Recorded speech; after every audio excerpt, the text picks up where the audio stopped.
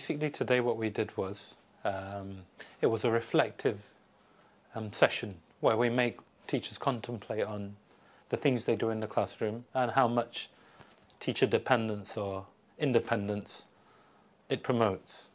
So we went through a process where we looked at some of the exercises they do commonly in the classroom and rated them depending on how much dependence or independence they think it encourages.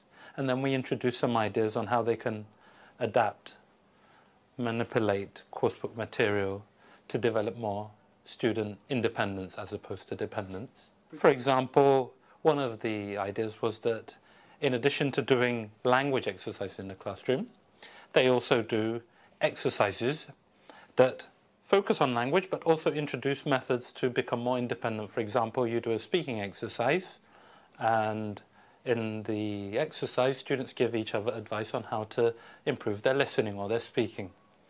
So the content is developing independence, but the skill that is practiced is speaking.